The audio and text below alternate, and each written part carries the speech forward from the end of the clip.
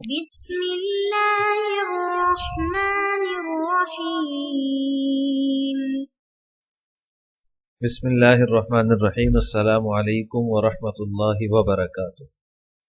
عزیز طلبہ، امید ہے آپ تمام احباب خیر وعافیت سے ہوں گے۔ آج مسند امام اعظم کا سبق نمبر 207 ہے، اور اس سبق کے اندر ہم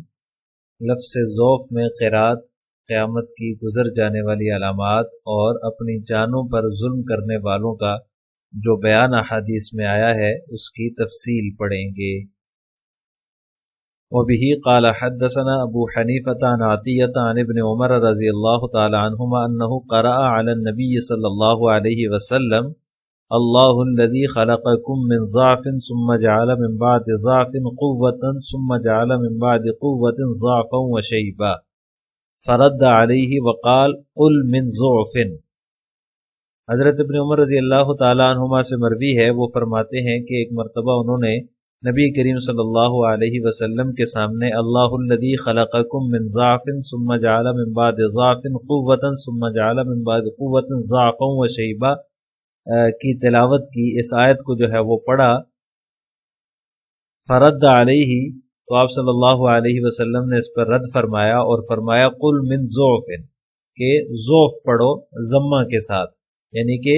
اللہ الذی خلقکم من ضعف ثم جعل من بعد ضعف قوة ثم جعل من بعد قوة ضعفا وشیبا۔ تو یہ پوری آیت جو ہے وہ ضمہ کے ساتھ، اس کے اندر ضعف کا جو لفظ آ رہا ہے اس کو آپ صلی اللہ علیہ وسلم نے فرمایا کہ ضمہ کے ساتھ پڑھو۔ عزیز طلبہ، اس روایت میں جو آپ صلی اللہ علیہ وسلم نے ضعف پر رد فرماتے ہوئے اس کو ضعف پڑھنے کا جو کہا ہے، اس کو سمجھنے کے لیے یہ سمجھنا ضروری ہے کہ ضعف اور ضعف کا معنی کیا ہے، اس کے اندر فرق کیا ہے۔ تو ضعف کا معنی ہوتا ہے عقلی کمزوری، اور ضعف کا معنی ہوتا ہے جسمانی کمزوری۔ اب ظاہر ہے کہ جسمانی کمزوری کے بعد جو ہے وہ قوت حاصل ہو تو وہ سمجھ میں آتا ہے، لیکن عقلی کمزوری کے بعد جسمانی قوت کا حصول، یہ جو ہے وہ ایک دوسرے سے مطابقت نہیں رکھتا، کیونکہ عقل تو وہ ایسی چیز نہیں ہے جو کہ جسم رکھتی ہو، تو پھر اس کو ہم کہیں کہ وہ جو ہے وہ اس کی جسمانی قوت حاصل ہو اس کے بعد، ایسا نہیں ہے، بلکہ عقل جو ہے وہ اس کے بعد جسمانی قوت کا حاصل ہونا،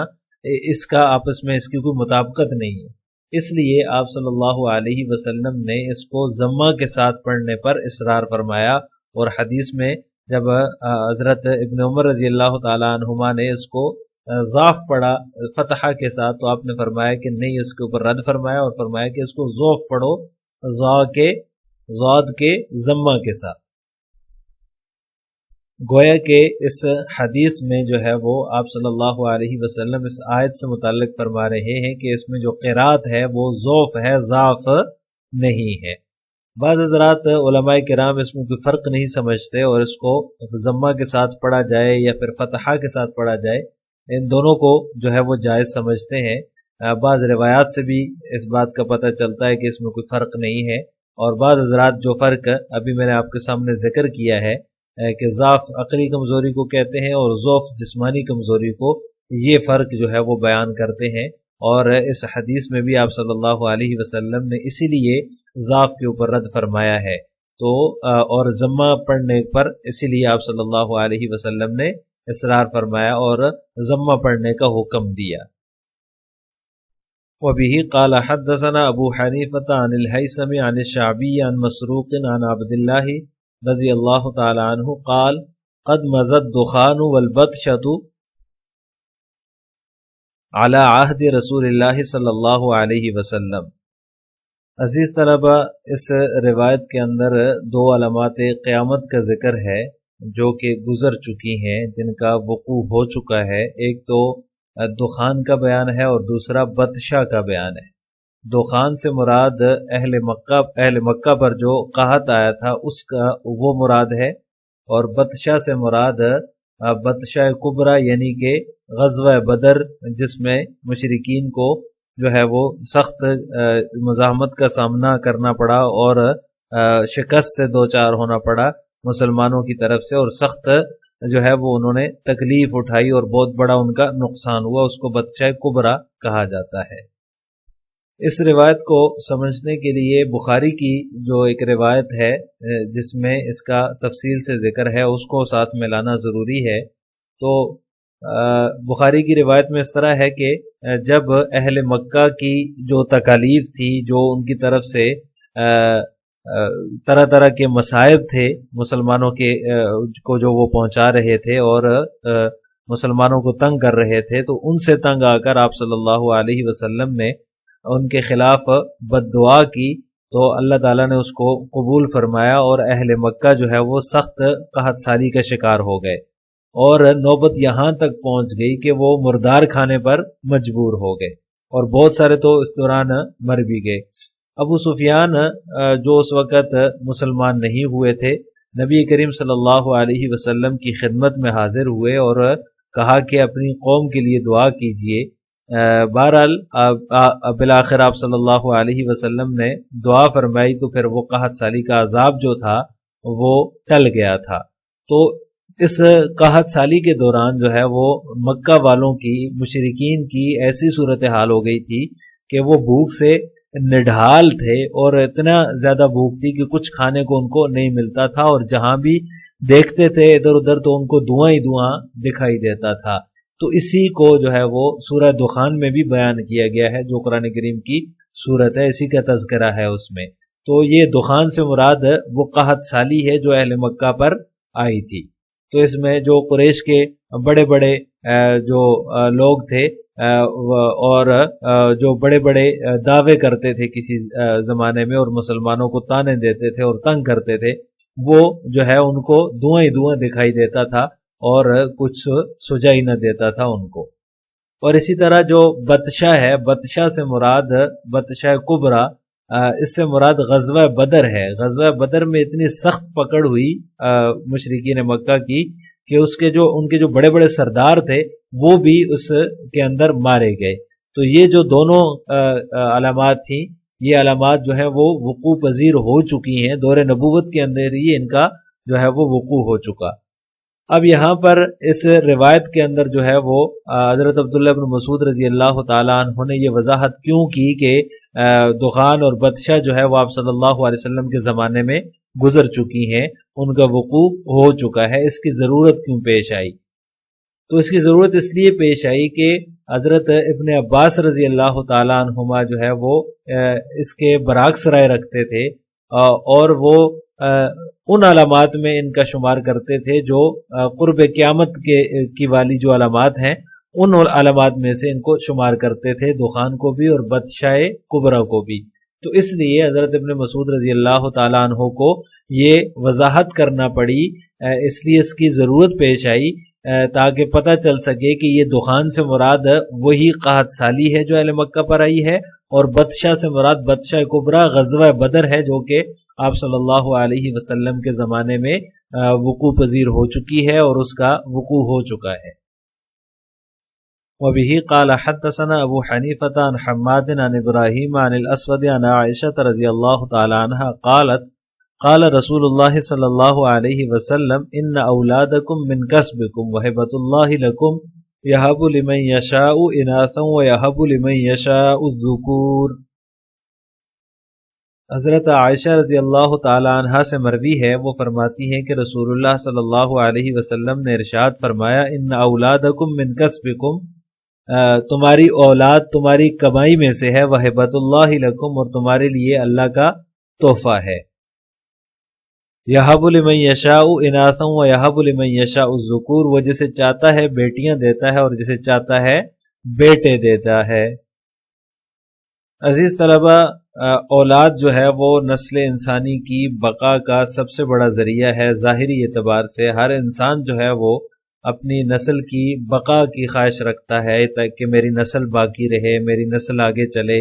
اس لیے ہر شخص کو جو ہے وہ فطری طور پر اولاد کی خواہش بھی ہوتی ہے، اور اکثر جو ہے وہ اللہ تعالیٰ اولاد عطا فرما دیتے ہیں، پوری بھی ہو جاتی ہے، اور بعض اوقات جو ہے وہ اللہ تعالیٰ اپنی حکمت کے پیش نظر بعض لوگوں کو اولاد سے نہیں نوازتے، اولاد ان کو اللہ تعالیٰ نہیں دیتے۔ جس کو اولاد اللہ تعالیٰ عطا فرما دیں، اس نعمت سے وہ سرفراز ہو جائے، تو وہ جو ہے وہ مزید آگے بڑھ کر جو ہے وہ ایک قدم آگے جا کر اولاد نرینہ کی خواہش کرتا ہے کہ جو ہے وہ اولاد نرینہ مل جائے، یعنی کہ بیٹے جو ہے وہ اللہ تعالیٰ مجھے دے دے۔ اور بہت سارے لوگوں کے ہو بھی جاتے ہیں، اللہ تعالیٰ ان کو بیٹے بھی عطا فرما دیتے ہیں، اور بعض اوقات بعض لوگ اس خواہش کی تکمیل میں جو ہے وہ بچوں کی تعداد بڑھاتے رہتے ہیں، اور اسی چکر میں وہ جو ہے وہ بچیاں پیدا ہوتی رہتی ہیں، اور وہ جناب کیا کہتے ہیں اس لالچ میں کہ بیٹا پیدا ہوگا، اور وہ جو ہے وہ اس خواہش کی تکمیل میں ان کی اولاد جو ہے وہ 8-9 سے بھی 10 سے بھی تجاوز کر جاتی ہے۔ اور بعض اوقات یہ ہوتا ہے کہ میاں بیوی کے درمیان ایک خاموش جنگ بھی شروع ہو جاتی ہے۔ میاں یہ چاہتا ہے، شوہر یہ چاہتا ہے کہ بچہ پیدا ہو، اور وہ یہ بیوی کو کہتا ہے کہ تم تو ہر وقت جو ہے وہ ہر دفعہ بچی ہی کو پیدا کر رہی ہو۔ تو بیوی کہتی ہے کہ میرا اس میں کیا عمل دخل ہے، یہ تو جو ہے وہ اللہ تعالیٰ کی دین ہے، جو بھی اللہ تعالیٰ دے دے۔ یہ بات بڑھتے بڑھتے بعض اوقات جو ہے وہ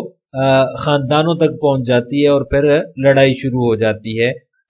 جب اولادیں نرینہ نہیں ہوتی، بچیاں پیدا ہو رہی ہوتی ہیں، تو اس چکر میں جو ہے وہ اولاد کی تربیت جو ہے وہ رہ جاتی ہے، وہ اولاد کی تربیت نہیں ہو پاتی۔ اگر انسان صرف اس بات پر جو ہے وہ غور کر لے کہ یہ چیز میری خواہش پر موقوف نہیں ہے، بلکہ یہ تو صرف اللہ کی مشیت پر موقوف ہے کہ وہ جس کو اولاد نرینہ دینا چاہے گا اس کو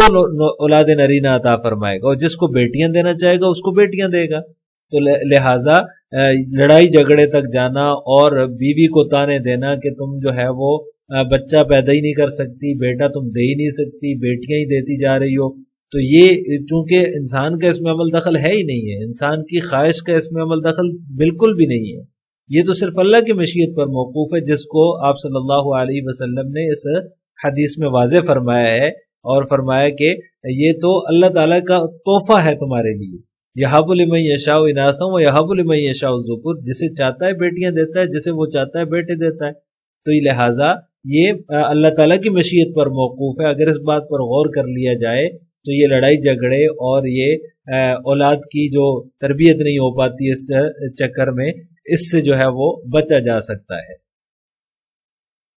وبه قال حدثنا ابو حنیفة عن مکی بن ابراہیم عن ابن لہیعة عن ابی قبیل قال سمعت ابا عبد الرحمن المزنی یقول سمعت ثوبان مولا رسول اللہ صلی اللہ علیہ وسلم یقول سمعت رسول اللہ صلی اللہ علیہ وسلم یقول ما احب ان لی الدنیا بما فیها بهذه الآیت قل یا عبادی الذین اسرفوا علی انفسهم لا تقنطوا من رحمت اللہ ان اللہ یغفر الذنوب جميعا فقال رجل ومن اشرک فسکت رسول اللہ صلی اللہ علیہ وسلم ثم قال ومن اشرک فسکت رسول اللہ صلی اللہ علیہ وسلم ثم قال ومن اشرک فسکت رسول اللہ صلی اللہ علیہ وسلم ثم قال الا ومن اشرک۔ حضرت ثوبان رضی اللہ تعالیٰ عنہ جو نبی کریم صلی اللہ علیہ وسلم کے آزاد کردہ غلام ہیں، وہ فرماتے ہیں کہ میں نے نبی کریم صلی اللہ علیہ وسلم کو یہ فرماتے ہوئے سنا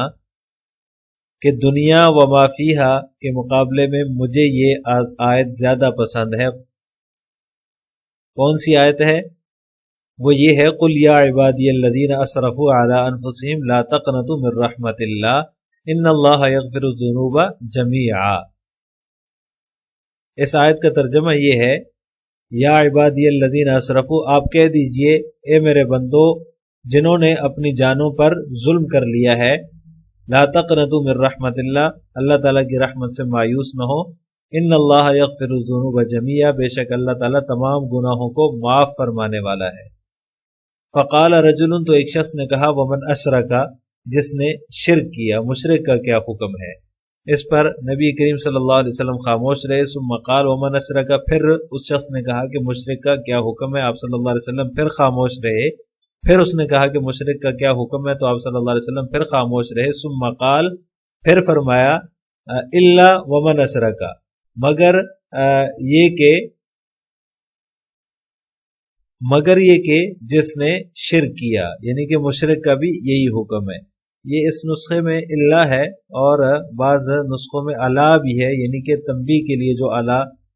کا لفظ آتا ہے وہ یہاں پر جو ہے وہ بعض روایات میں ہے۔ بہرحال اس کی تقدیری عبارت یہی ہے کہ جس نے شرک کیا اس کا بھی یہی حکم ہے، یعنی جو پہلے مشرک تھا اگر وہ اسلام قبول کر لے اور اسلام کے دامن میں پناہ لے لے تو اللہ تعالیٰ اس کو بھی معاف فرما دیں گے، اس کے گناہوں کو بھی معاف فرما دیں گے۔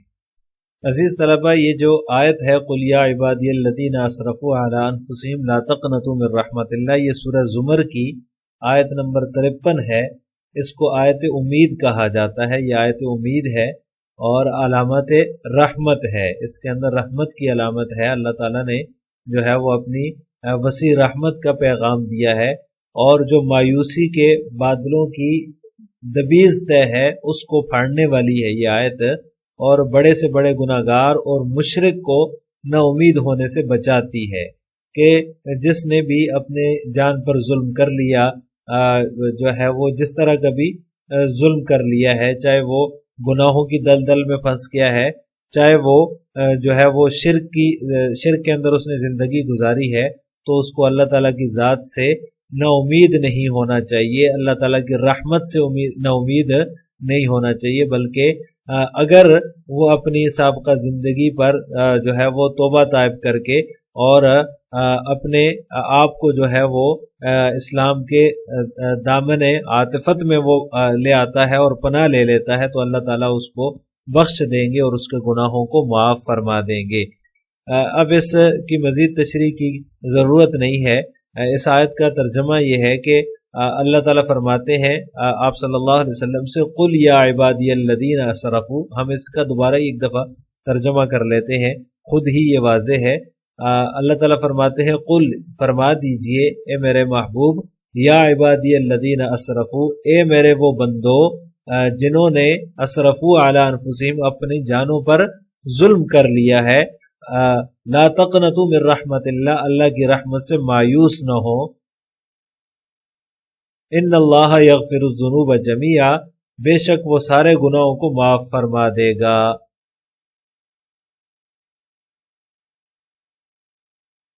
آخر میں آپ سے دو سوال ہیں۔ نمبر 1، ضعف اور ضعف کا کیا معنی ہے؟ نمبر 2، بطشہ کبریٰ سے کیا مراد ہے؟ ان دونوں سوالوں کا آپ نے کمنٹ باکس میں جواب دینا ہے۔ السلام علیکم ورحمۃ اللہ وبرکاتہ۔